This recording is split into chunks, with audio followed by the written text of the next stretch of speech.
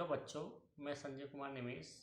आज आपको पढ़ाऊंगा मैं विद्युत रासायनिक श्रेणी अर्थात इलेक्ट्रोकेमिकल सीरीज। तो स्टार्ट करते हैं बच्चों, विद्युत रासायनिक श्रेणी। तो बच्चों आज हम पढ़ेंगे विद्युत रासायनिक श्रेणी, जिसे हम अंग्रेजी में बोलते हैं इलेक्ट्रोकेमिकल सीरीज। तो विद्युत रासायनिक श्रेणी किसे कहते हैं? विद्युत रासायनिक श्रेणी किसे कहते हैं? यदि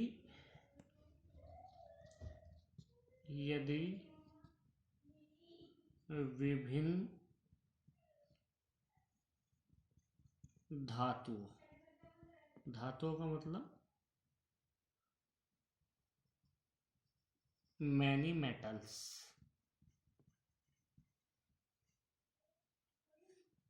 यदि विभिन्न धातुओं को उनके मानक अपचयन इलेक्ट्रोड विभव के बढ़ते क्रम में रखा जाता है तो एक श्रेणी प्राप्त होती है, जिसे विद्युत रासायनिक श्रेणी कहते हैं। विद्युत रासायनिक श्रेणी कहते हैं। तो बच्चों क्या है, मानक इलेक्ट्रोड विभव जो हैं, मानक अपचयन, तो उनको हम ई नोट से रिप्रेजेंट करते हैं। और ऐसे मेटल लेने हैं जिनका रिडक्शन इलेक्ट्रोड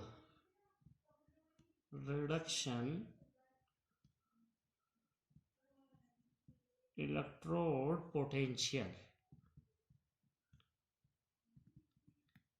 इसको क्या बोलते हैं बच्चों? इसको बोलते हैं अपचयन इलेक्ट्रोड विभव। तो जो अनेक हमारे धातु होते हैं, उनके जो अपचयन इलेक्ट्रोड विभव हैं, उनको हम बढ़ते क्रम में मतलब इंक्रीजिंग ऑर्डर में रखते हैं। तो एक श्रेणी प्राप्त होती है जिसे हम विद्युत रासायनिक श्रेणी कहते हैं। तो बच्चों, धातुओं की विद्युत रासायनिक श्रेणी, जिसको हम अंग्रेजी में बोलते हैं इलेक्ट्रोकेमिकल सीरीज ऑफ मेटल्स, कौन कौन सी होती है हम उसको बात करते हैं। हम एक तरफ लिखेंगे इलेक्ट्रोड अभिक्रिया और दूसरी तरफ लिखेंगे मानक अपचयन इलेक्ट्रोड विभव, जिसको हम ई नोट से प्रदर्शित करते हैं बच्चों। और ये किस टेम्परेचर पर होती है? मानक इलेक्ट्रोड का मतलब है 25 डिग्री सेल्सियस पर हो, और विभव का जो मात्रक होता है वोल्ट में होता है। तो पहली अभिक्रिया है लिथियम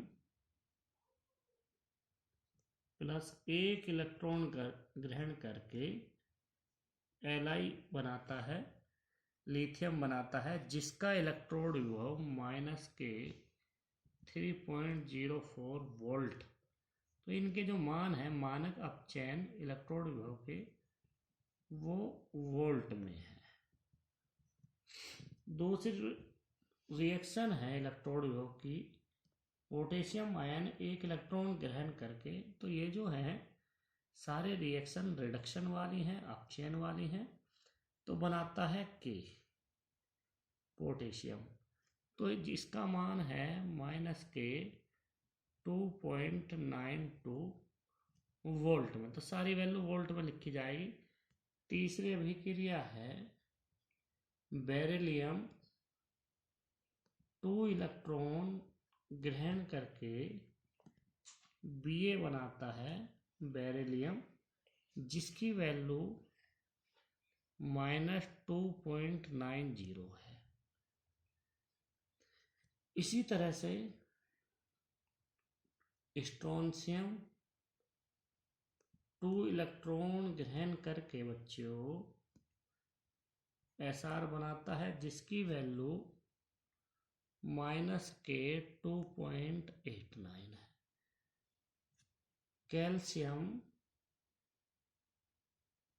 2 इलेक्ट्रॉन ग्रहण करके बच्चों जिसका रिडक्शन हो रहा है तो वो बनाता है कैल्शियम, जिसकी वैल्यू है -K2.87। ये सब जो मान लिख रहे हैं बच्चों ये वोल्ट में लिख रहे हैं। तो वोल्ट में है सोडियम 1 इलेक्ट्रॉन ग्रहण करके सोडियम परमाणु इलेक्ट्रोड अभिक्रिया को पूर्ण करता है, जिसकी वैल्यू -K2.71 है। मैग्नीशियम आयन 2 इलेक्ट्रॉन ग्रहण करके Mg में कन्वर्ट होता है, जिसकी वैल्यू -K2.37 वोल्ट होती है। तो सारी जो वैल्यू हैं ये बच्चों वोल्ट में है। तो जो मान लिखे जा रहे हैं वो वोल्ट में लिखे जा रहे हैं। एल्यूमिनियम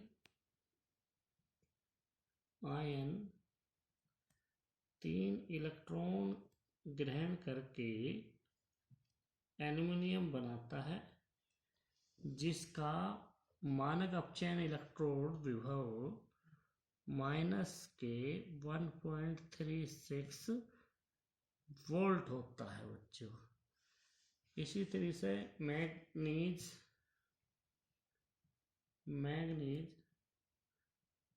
2 इलेक्ट्रॉन ग्रहण करके बच्चों Mn बनाता है, जिसका मान -K1.18 वोल्ट होता है। इसी प्रकार Zn आयन 2 इलेक्ट्रॉन ग्रहण करके बच्चों Zn बनाता है, जो हमारी इलेक्ट्रोड अभिक्रिया हो रही है, जिसकी वैल्यू -K0.76 वोल्ट होती है। इसी प्रकार बच्चों Fe क्रोमियम भी होता है, मैं क्रोमियम भी लिख देता हूँ। क्रोमियम आयन 3 इलेक्ट्रॉन ग्रहण करके क्रोमियम बनाता है, जिसकी वैल्यू -K0.74 वोल्ट होती है।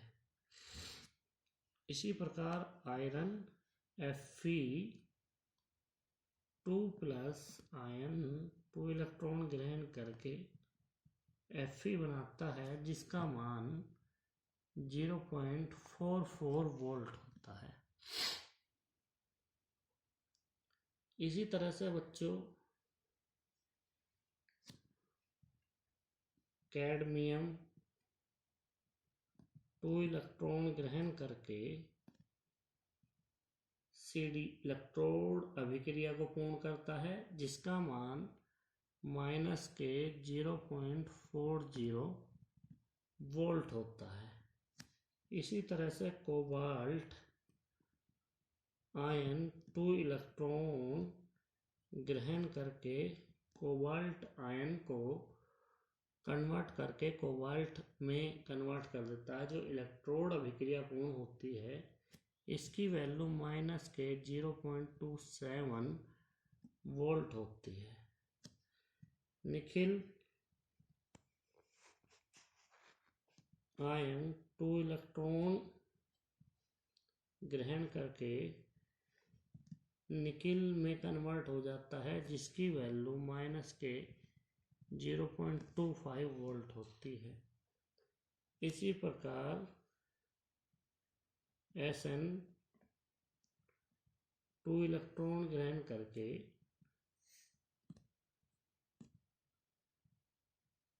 पूर्ण अभिक्रिया करता है, जिसकी वैल्यू -के 0.13 वोल्ट होती है। इसी प्रकार से Pb 2 इलेक्ट्रॉन ग्रहण करके लेड में कन्वर्ट होता है, जिसकी वैल्यू के 0.12 वोल्ट होती है। इसी प्रकार हाइड्रोजन आयन 2 इलेक्ट्रॉन ग्रहण करके H2 बनाता है, जिसका मानक इलेक्ट्रॉन विभव 0 होता है। इसी तरह से Cu 2+ इलेक्ट्रॉन ग्रहण करके Cu बनाता है, जिसकी वैल्यू के 0.34 वोल्ट होती है। Hg आयन 2 इलेक्ट्रॉन ग्रहण करके Hg इलेक्ट्रोड अभिक्रिया को पूर्ण करता है, जिसकी वैल्यू 0.79 इलेक्ट्रॉन वोल्ट होती है। Ag +1 इलेक्ट्रॉन ग्रहण करके Ag की फॉर्मेशन करता है, जिसकी वैल्यू 0.80 होती है। इसी प्रकार प्लेटिनम आयन 2 इलेक्ट्रॉन ग्रहण करके अभिक्रिया को पूर्ण करता है, जिसकी वैल्यू +1.20 होती है। इसी प्रकार गोल्ड आयन 3 इलेक्ट्रॉन ग्रहण करके अभिक्रिया को पूर्ण करता है, जिसकी वैल्यू 1.50 होती है। इसी प्रकार फ्लोरीन 2 इलेक्ट्रॉन ग्रहण करके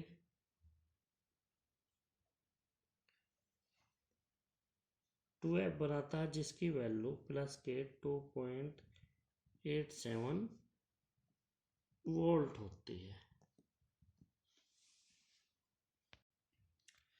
हाइड्रोजन जो है श्रेणी में मध्य में उपस्थित है, जिसका मान 0 वोल्ट होता है। तो बच्चों, ये जो हमारी श्रेणी लिखी है विद्युत रासायनिक श्रेणी, किसकी है? धातुओं की विद्युत रासायनिक श्रेणी। जो हमारा ऊपर से नीचे की ओर जाने पर अपचायक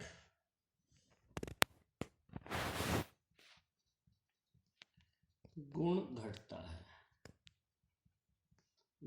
है, अर्थात ऑक्सीकारक गुण बढ़ता है।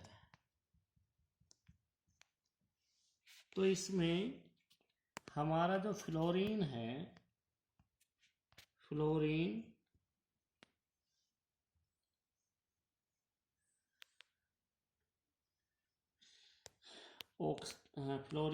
सबसे अच्छा ऑक्सीकारक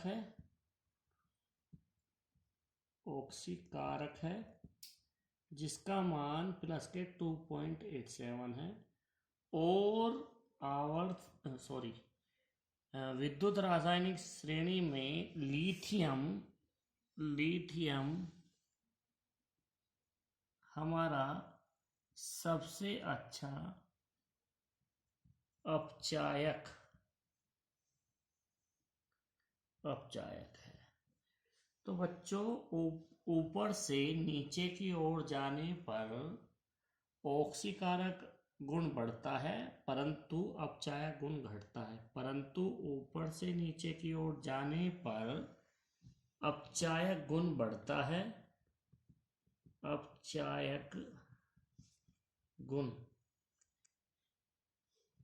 अर्थात रिड्यूसिंग एजेंट का मान बढ़ता है, परंतु ऑक्सीकारक का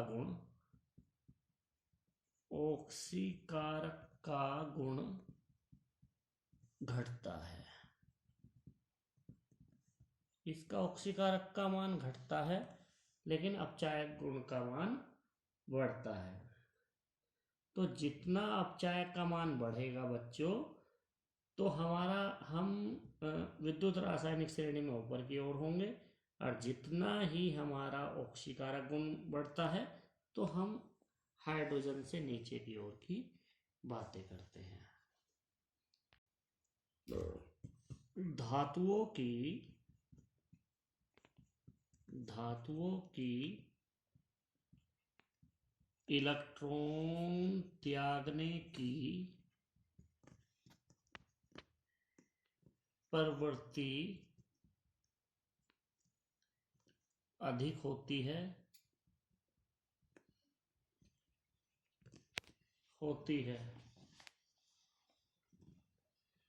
इसलिए धातु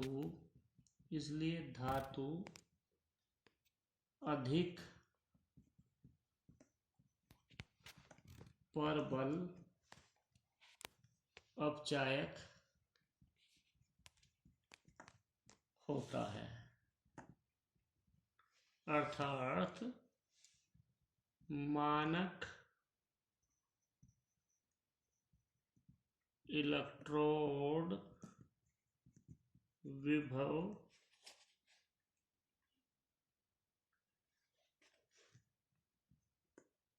मैक्सिमम अर्थात अधिक होता है। विद्युत रासायनिक श्रेणी में ऊपर से नीचे की ओर जाने पर अपचायक क्षमता घटती है। विद्युत रासायनिक श्रेणी में ऊपर से नीचे की ओर जाने पर धातुओं की अपचायक क्षमता घटती है। Example Fe, iron, sodium, copper and zinc. तो सोडियम धातु सबसे अधिक अपचायक है, उसके बाद जिंक, उसके बाद Fe, उसके बाद Cu।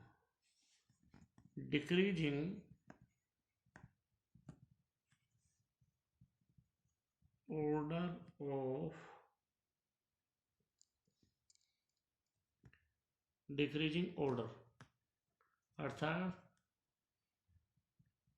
अपचायक का घटता हुआ क्रम। सोडियम जिंक से ऊपर है टेबल में, और जिंक आयरन से ऊपर है, आयरन कॉपर से ऊपर है, इसलिए ये डिक्रीजिंग ऑर्डर है, अपचायक का घटता क्रम है। नंबर 2 बच्चों, विद्युत रासायनिक श्रेणी में हाइड्रोजन जिसका मानक इलेक्ट्रोड विभव का मान 0 होता है, उससे ऊपर की जो धातु होती हैं वे धातुएं प्रबल अपचायक होती हैं, और हाइड्रोजन से नीचे की धातुएं दुर्बल अपचायक होती हैं।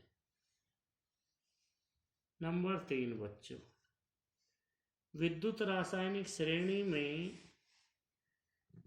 हाइड्रोजन से ऊपर की धातुएं डाइल्यूट एसिड अर्थात तनु अम्ल से क्रिया करके हाइड्रोजन गैस मुक्त करते हैं, क्योंकि ये धातु हाइड्रोजन से प्रबल अपचायक या अधिक सक्रिय होती है।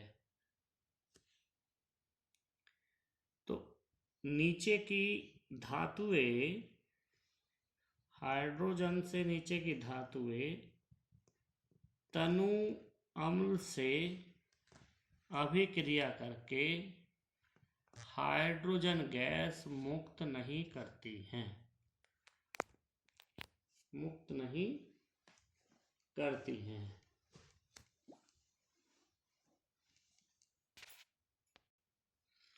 एग्जाम्पल, जिंक धातु हाइड्रोजन क्लोराइड से अभिक्रिया करके जिंक क्लोराइड व हाइड्रोजन गैस मुक्त करती है। Zn की ऑक्सीकरण संख्या 0 और यहाँ पर ऑक्सीकरण संख्या 2, हाइड्रोजन की ऑक्सीकरण संख्या +1 और यहाँ हाइड्रोजन की ऑक्सीकरण संख्या 0। तो जिंक से ऑक्सीकरण संख्या 0 से +2 हुई है, तो यहाँ पर ऑक्सीडेशन हो रहा है। ऑक्सीडेशन जिसको हम बोलते हैं ऑक्सीकरण हो रहा है। हाइड्रोजन की ऑक्सीकरण संख्या 1 जहाँ 0 हो रही है, इसलिए यहाँ पर रिडक्शन हो रहा है।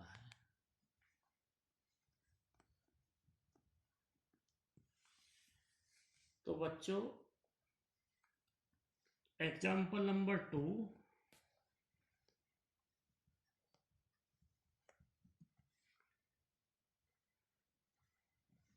मैग्नीशियम हाइड्रोजन क्लोराइड से अभिक्रिया करके मैग्नीशियम क्लोराइड व हाइड्रोजन गैस मुक्त करती है। इसकी ऑक्सीकरण संख्या 0 और यहाँ पर मैग्नीशियम की +2, यहाँ +1 है हाइड्रोजन की और यहाँ हाइड्रोजन की 0। इसी प्रकार इस पर ऑक्सीडेशन, ऑक्सीकरण बोलते हैं, और यहाँ इसकी ऑक्सीकरण संख्या घटती है। हाइड्रोजन की ऑक्सीकरण संख्या +1 और यहाँ 0 है, यहाँ रिडक्शन हुआ है। रिडक्शन का मतलब अपक्षय, ऑक्सीडेशन का मतलब ऑक्सीकरण।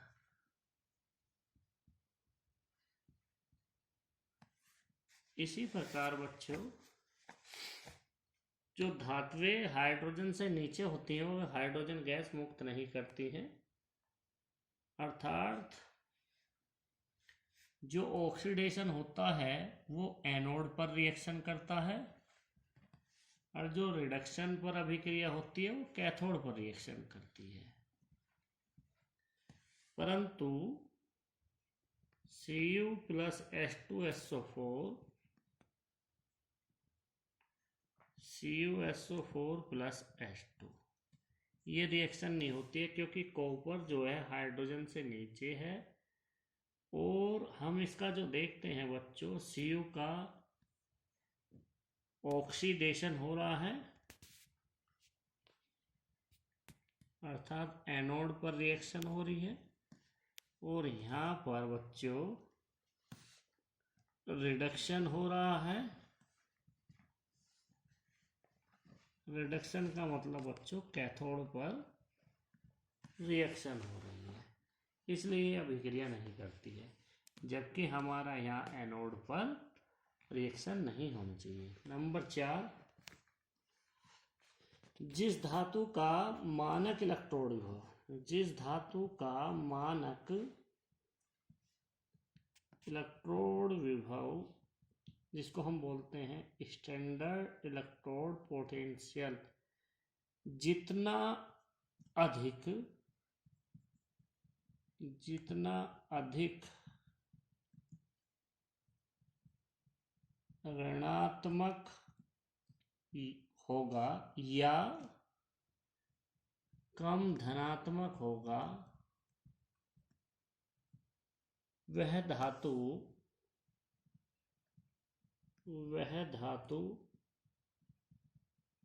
उतनी ही अधिक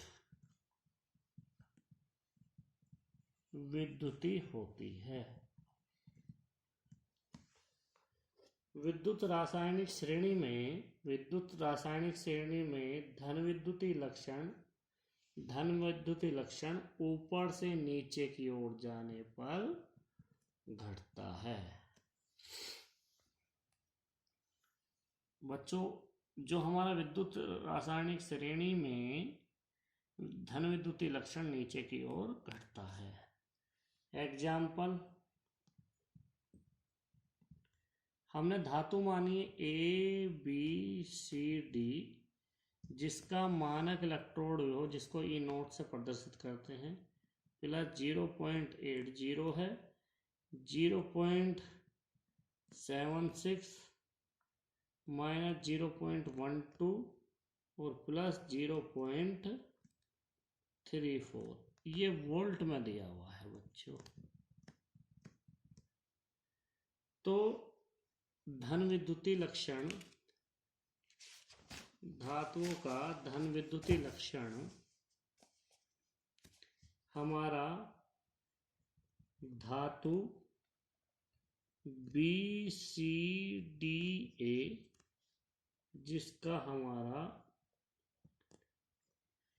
वोल्ट में मान दिया है माइनस 0.76, ये माइनस है बच्चों, माइनस 0.12 प्लस 0.34 और प्लस 0.84।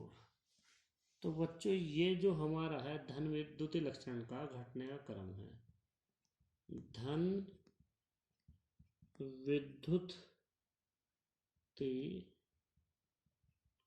लक्षण घटने का क्रम, अर्थात सक्रियता के घटने का क्रम होता है। तो नेक्स्ट बच्चों,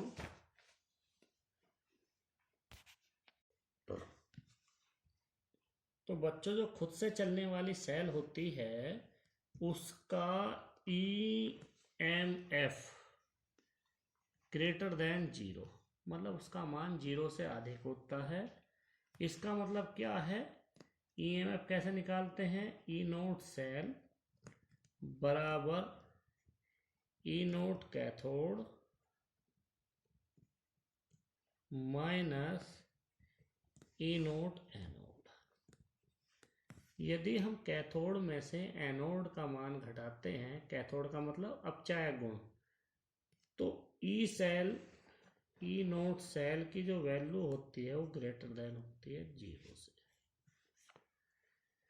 तो बच्चों, इसका मतलब क्या होगा? E cathode greater than E0 anode, अर्थात जिसका मान कैथोड का अधिक होगा एनोड के से, इसलिए कैथोड जो हमारा होता है वो एनोड से नीचे होता है। बच्चों, हाइड्रोजन से ऊपर जो मान